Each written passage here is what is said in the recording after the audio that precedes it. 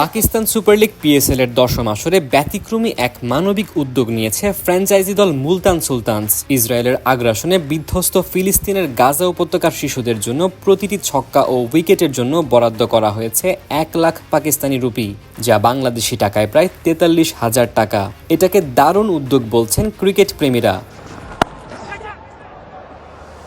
ইসরায়েলের আগ্রাসনের শিকার ফিলিস্তিনিদের পাশে থাকার কথা জানিয়ে মুলতান সুলতানসের মালিক আলী খান তারিন এক ভিডিও বার্তায় বলেন, এবারের পিএসএল এর মাধ্যমে আমরা ফিলিস্তিনকে সহায়তার সিদ্ধান্ত নিয়েছি।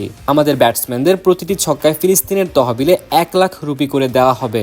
বোলাররাও এই উদ্যোগে সামিল হতে চেয়েছে। সিদ্ধান্ত হয়েছে বোলারদের প্রতিটি উইকেটেও 1 লাখ রুপি করে দেওয়া হবে। এই অর্থটা যাবে ফিলিস্তিনি শিশুদের জন্য।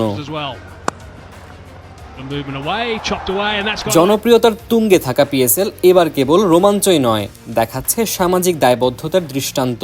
খেলা যেমনই হোক, এবার পিএসএল মাঠের বাইরেও ছুঁয়ে যাচ্ছে হৃদয়। এই ব্যাপারে মুলতানের অধিনায়ক মোহাম্মদ রিজওয়ান বলেন, আমাদের খেলোয়াড়দের প্রতিটি ছক্কা, 4 বা উইকেটের জন্য আমরা ফিলিস্তিন ও গাজার শিশুদের সহায়তার জন্য কিছু করব।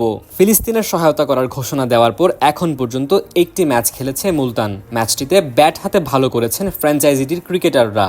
করাচির বিপক্ষে প্রথমে ব্যাট করে 3 উইকেটে 234 রান তোলে তারা। 200 ছাড়ানো এই ইনিংসে ছক্কা হয়েছে মোট 8টি, 4 23টি। সবচেয়ে বেশি 5টি ছক্কা ও 9টি 4 মেরেছেন অধিনায়ক Rizwan.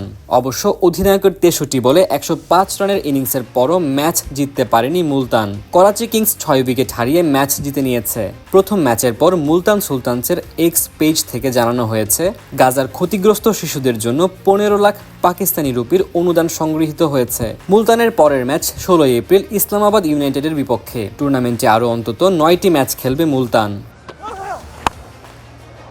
A pickup shot, but does it... Ahmed, সময়ের আলো।